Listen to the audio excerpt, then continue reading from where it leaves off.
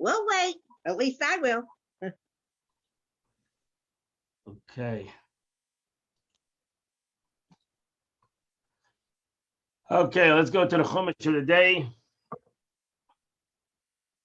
We continue in Pasha Shoftim.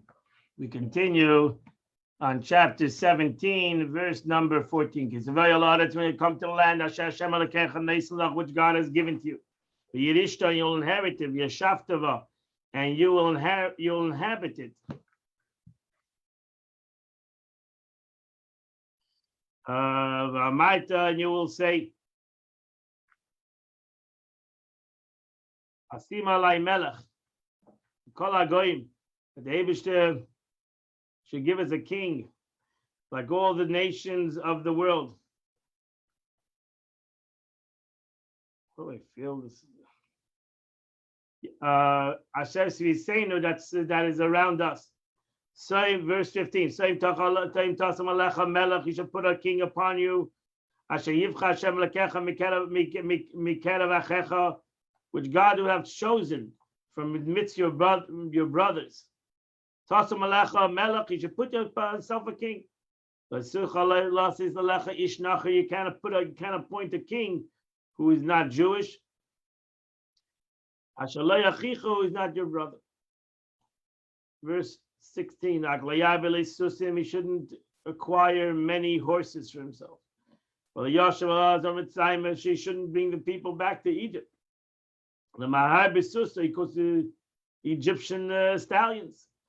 Hashem and God told you, you shouldn't go back to this way.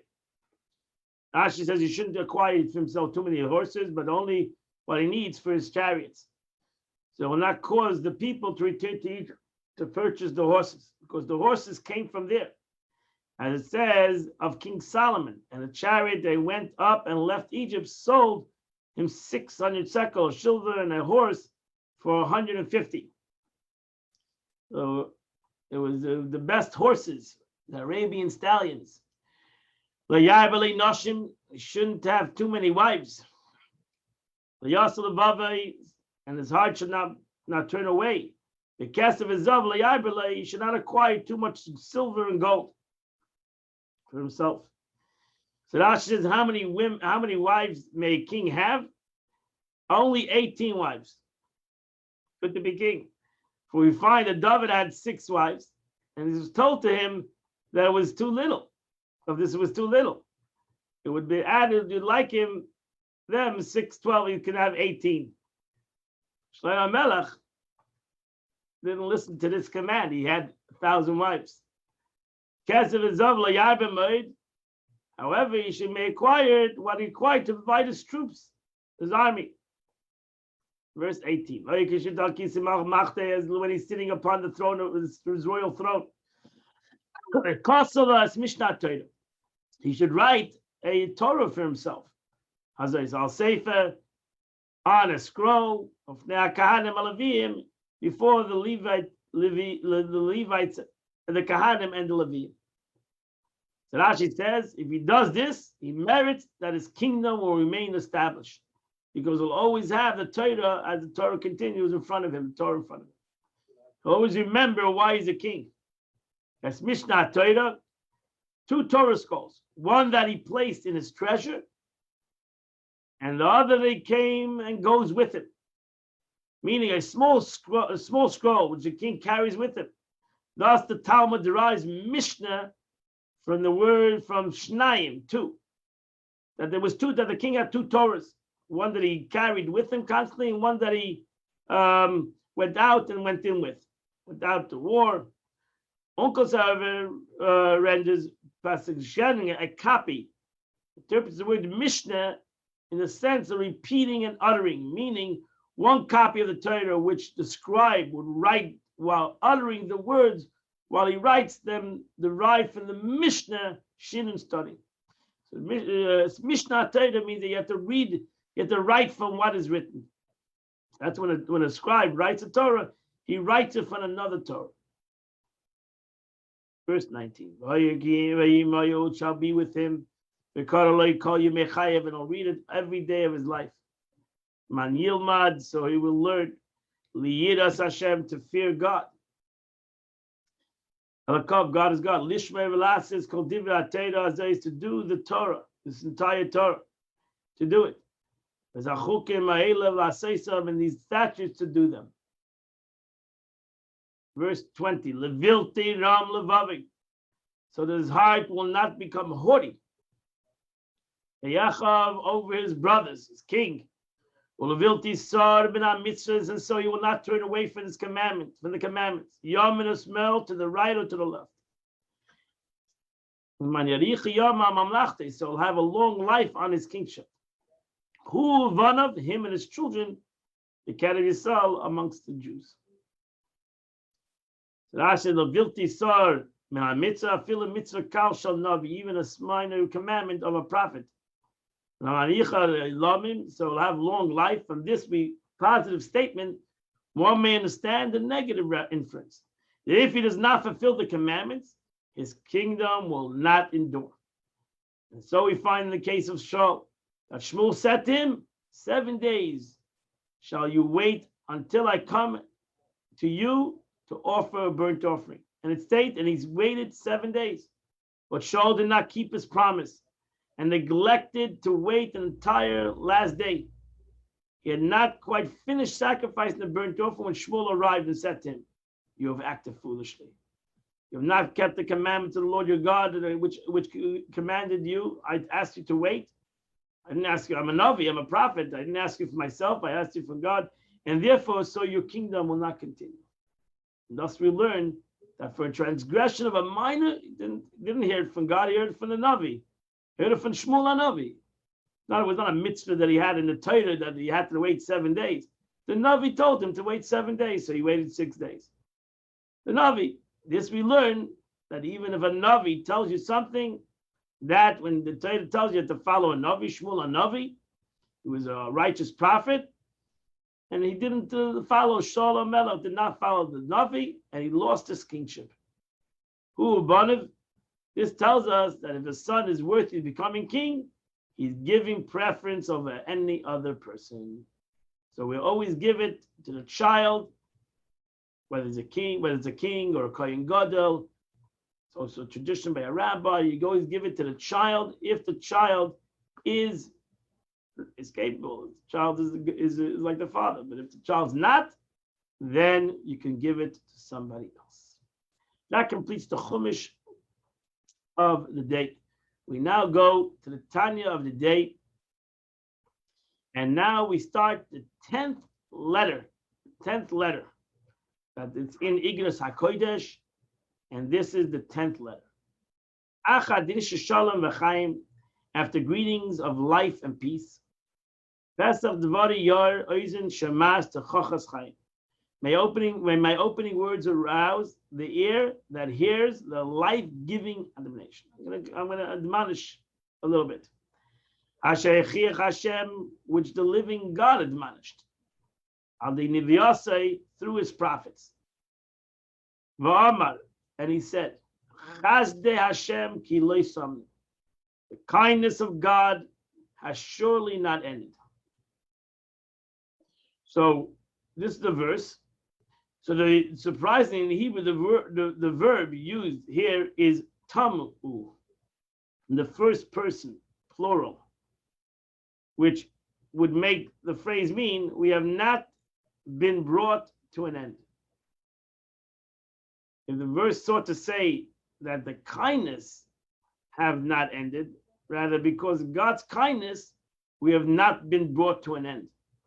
It should surely have used the word tamu in a third person, in plural. As the Alter Rebbe points out, the verse should have said, Chasdei Hashem ki lo samu. Ki lo samu, as the word, for your kindness has not ended. Alter Rebbe, so the question is, why it says lo samnu? So the Alter Rebbe answers, our verse indeed implies two ideas. Number one, kindness have not ended, and we stand in need of Chazdei Hashem, of God's kindness. Ki lo samnu, because we are not perfect or complete. In the second interpretation, tamu means that we're not tamim, we're not complete, we're not so perfect. So Chazdei Hashem, ki lo samnu, the Eibishter that we thank God that the Chasadim has not ended. Chesed never ends. And also we are so thankful to God that the Chesed doesn't end even though it's not perfect. With this, and will be understood in the light of the statement of the Zohar. The Zohar says is Chesed v'is Chesed. There are two different types of kindness. Is Chesed Olam. There's a Chesed, it's called Chesed Olam, which means a world, Chesed Olam is world. A world like Chesed, a degree of kindness which is limited by the world. It goes according to the physicality of the world. And that's kindness that happens within nature. That's the kindness that we take for granted. The kindness that we think is that's the way it is. Is Chesed Ilah, and then there's a superior kindness, to Rav Chesed, which is called an abundance of Chesed, boundless Chesed. So since man's spiritual service that draws down divine beneficence, the Alter Rebbe now goes on to explain that what manner of service elicits a downflow of Chesed of the world, and what manner of service draws down a boundless degree of Rav Chesed. So how does one connect not to a natural Chesed, but how does one connect to a infinite Chesed? That was well known that the Torah is also one of the names that is called the Torah is Oiz. Oiz is strength. Thus the verse says, God grants strength to his people. Hashem oiz li ama yitein. Hashem yivarech esam b'sham. Hashem oiz. The Gemara in Tractate Zvachim comments, strength. What means the Eibishter gives Jews strength, his nation strength, gives them the Torah, gave them the Torah. Which the Torah is strength. Shuloshet gevura, which is the concept of strength. Literally, gevura means might. Hashem oiz. But more specifically, in the same name of one of the spheres, it signifies the contradiction to Chesed that withholds the beneficence as regulated by divine attributes of stern justice. So Oiz, Gevura, so it's the opposite of Chesed. As our sage of blessed memory said, Tayag mitzvahs nemr l'Moshe Messina m'pnei Gevura. That the 10 Commandments were told from the Sinai, from the mouth of Gevura. We call the Eibishter Gevura, Mipia Gevura. That's the way the expression of the Gemara is. So we call God Gevura, might, strength. So what does it say in this Gemara? The Eibishter gave the mitzvahs through the attribute of Gevura, strength, severity. Meaning the 630 command was uttered by God as manifest himself in the attribute of Gevura, for which reason he himself is here referred to by the name of this attribute, Gevura, strength. As we have another verse, it says, Miminoi, from my right hand, Eish das Lomei, a Torah of fire was given unto them. Fire is Gevura, as it's written, which is expression of an attribute of Gevura. So we see Torah is strength, Torah is Gevura, Torah is fire. Pirush. What is the meaning? Alter Rebbe here introduces an explanation which anticipates the following question. Since the Torah of God was given from his right hand, which also contains kindness and benevolence, and indeed the Torah is called Torah's Chesed, a Torah of kindness, how then the above quoted verse proceed to say the Torah is expression of fire and Gemara? So how do you put the two together? Is Torah chesed or Torah is gevura? Sounds like we have two verses that one expresses the Torah as the concept of kindness, and the other expresses the Torah as the concept of gevura. After the Rebbe says, the source and the root of Torah is solely God's kindness. Hamuchanim b'shein yamin. That's why it says yamin. It's interesting. The verse that he says is miminoi eish.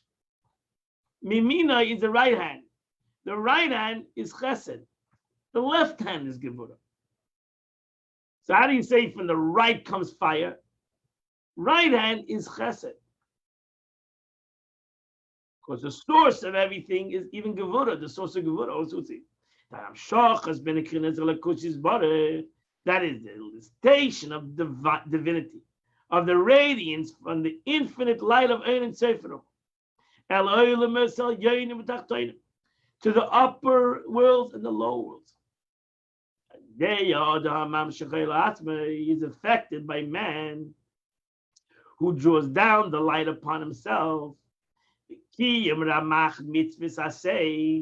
the fulfillment of the 248 positive commandments, which is the 248 limbs of the king. Pirush,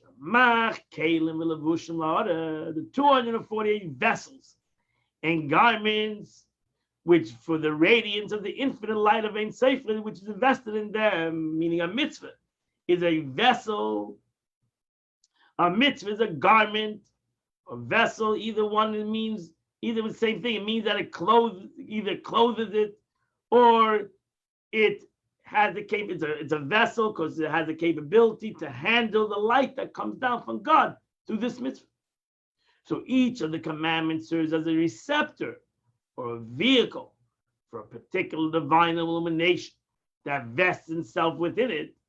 Thus, as each organ of the body is a vehicle or receptor for a particular faculty of the soul, the eye, the power of sight, the ear, the power of hearing, and so on, so too every mitzvah is a vehicle for a godly light.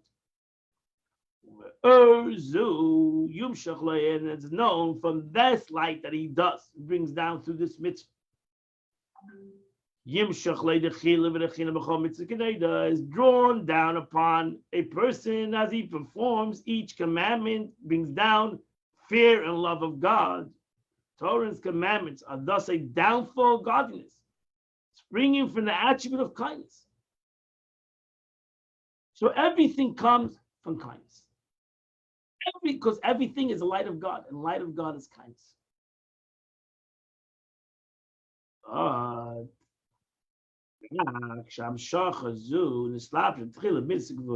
However, this downflow was first vested in the God's attribute of Gevura, which is called fire. Which reflects the contraction of this light. And the light forth that comes from God. Why? Why does this light, why does chesed need to come down through Gevura? So that this light, to be able to come down to physical mitzvah, needs to go through Gevura, needs to go through this contraction. So that the light that is infinite can come into a physical mitzvah. They're all material aspects. Mitzvahs are material aspects. Tzitzis, wearing tzitzis, tefillin, korbanos, tzedakah, whatever it might be. It needs to come down to physical thing. Sahad or chesed, which is infinite, come down into a physical thing. And that is through Gevura. Even you take mitzvahs that are spiritual, like for example, Ava is Hashem, Yiras Hashem. To love God and fear God is not a physical thing. But my love and my fear is midah v'gvula. Ava b'kein hem bechinas gvula midah. My love and my fear is limited. So therefore, The response comes in a limitation. It comes down limited. Baruch Hashem, because Baruch Hashem, I can get a light of God. If it would come down infinite, I would not be able to receive it. So I need to be able to condense that light. God condensed his own light. That is Gevurah. Not even if for a moment could a man sustain in his heart so intense a love of God as without an end or limitation and still remain in existence of a body. So it's not possible. So indeed, so intense love would surely cause a soul to take flight. The soul would leave. As our sages tell us, a time when God gave the Jewish people the Torah, he showed an unbelievable galus holocaust. There was a revelation of God. What happened when there was a revelation of God? What happened? What happened was they all died. Shahoy says galus that there was an intense light of infinite light, insight light that would manifest to the Jewish at Sinai at a direct level, revealed speech. Their souls took flight from their bodies. And that's what happened. So when the neighbors just showed a love, revealed love without tzimtzum, and that's what it says, that every Jew heard God himself, the first two commandments. But what happened was, their souls, when they saw this revelation, they want the souls left their bodies. So at that time, God restored the souls with the dew that he will use to revive the dead in the time of to come. We see, however, that the illumination itself was so intense that the souls could not remain within the bodies for even a moment. So since the love presently experienced by the soul within the body does not cause it to flee, it follows that this love is inherently limited. This also implies that the awe and the love which we experience as a result of a divinity that is revealed in the mitzvahs, as mentioned earlier, this is the case because the flow of godliness which descends through the Torah and the finite commandments is restrained by the mitzvah Gevurah. So that is Gevurah Shebechesed. That is the concept, the mixture of Chesed and Gevurah. The Eibishter does that. So God does it because actually, so the Gevurah is a positive thing. There you see that Gevurah is a positive thing. Without the Gevurah, you would not exist. So Chesed is kindness, and that's Gevurah Shebechesed. That's why it's called Gevurah within Chesed, because it's a positive Gevurah. Because without the Gevurah, you would not get nothing. And now understand the two stages applied in the above quoted verse. Initially, the Torah indeed proceeds from the right hand, miminoi, chesed, from the boundless kindness of the attribute of chesed. But it is then communicated to us from the mouth of Gevurah as a Torah of fire, as law which is delimited and restricted to the divine attribute of Gevurah. So they'll be able to find an expression in the finitude of the mitzvah. And that is ultimately chesed itself, because if not, we would not exist. So therefore, the Eibishter did a chesed by limiting it. And now, Baruch Hashem, we can find and we have an existence to be able to continue to do Torah and mitzvahs. Completes the Tanya of the day.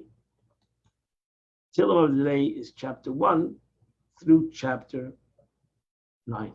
Chapter 1 through chapter 9 today is the first day of the month. It's chapter 1 through chapter 9. Now, if you'll give me 1 minute, I will run and get my shofar. Yay!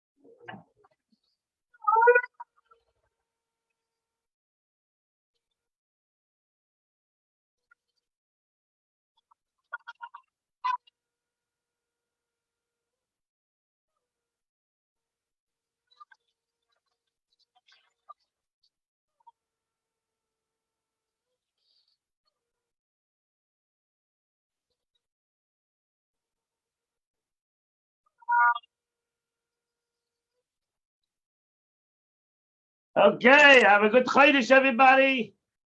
Chodesh Tov, have a happy month, a wonderful month, a great month for all of us, for Klal Yisrael, for the whole world. It should be a month of health, a month of Rachamim. God bless you all. See you all tomorrow at 8 a.m.